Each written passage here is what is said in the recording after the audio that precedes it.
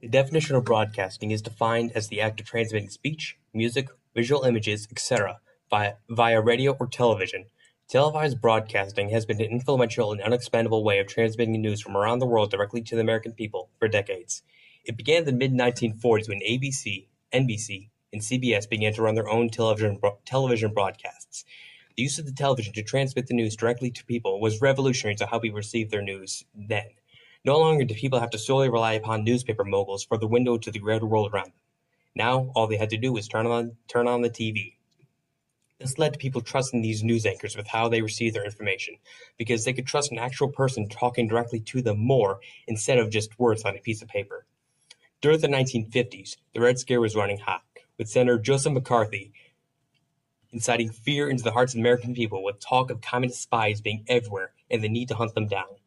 He also created the House Committee of Un-American Activities, otherwise known as HUAC, whose public trials of many officials in the government and average people sparked huge amounts of ratings of people tuning in to pay attention to what was happening.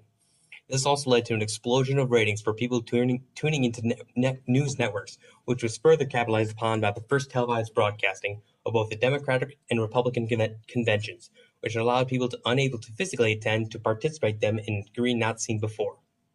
The 1960s were an explosion of activity around the nation and the world that had many Americans sitting on the edge of their seats, waiting for the next big shock to come. Such events included the JFK assassination and the Vietnam War. The assassination of JFK was one of the most unprecedented events in broadcasting history. Without the use of television news, the spread of information by more traditional means would have taken a few days for people around the nation to understand what had fully happened. While with television news broadcasting, news stations were able to deliver information by the hour directly to American people. Also during the 1960s was the Vietnam War, which had Americans tuned into news stations every night to listen to news anchors delivering information on battles raging while they sat in their homes, and it gave the average person a close-up view on how a war was actually waged. In the 1970s, like the 60s, were a time when people regularly turned into the nightly news.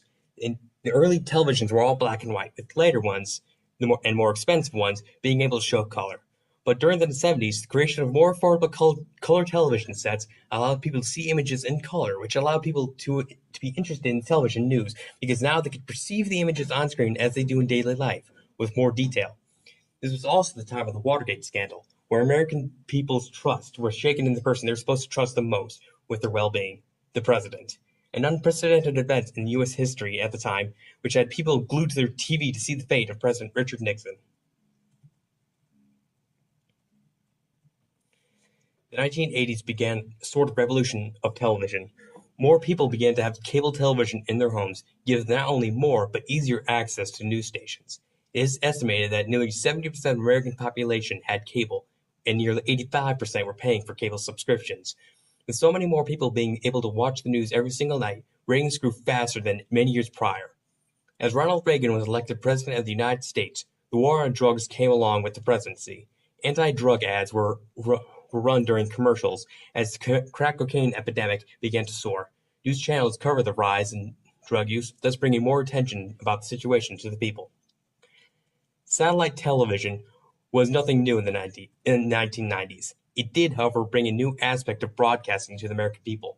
Before the 90s arrived, Americans had access to all sorts of different news channels, but only in North America. With the advancements of technology, people are now able to access new channels all around the world. However, the news here in America was filled with only one thing: another presidential scandal. Former President Bill Clinton was the subject of an intense investigation involving his alleged sexual misconduct with Miss Monica Lewinsky. This story was the topic of news coverage for an entire year, from January 1998 to February 1999. News in the 2000s began on a relatively sour note. The 9/11 terrorist attacks dominated every single news channel for months after the attacks took place in New York City and Pennsylvania. 9/11 changed most of, if not the entire way news was reported. Any channel you turned on was coverage of the attacks. Fast forward today, anytime there's a tragedy such as a school shooting or bombing somewhere, every channel available covers the story as they see fit, instead of reporting on the facts. On a lighter note, however, wireless internet began to take its role as a dominant news source.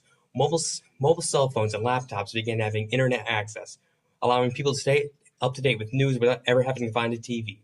Fast forward again, and social media sites such as Facebook and Twitter are now known as the major news sources.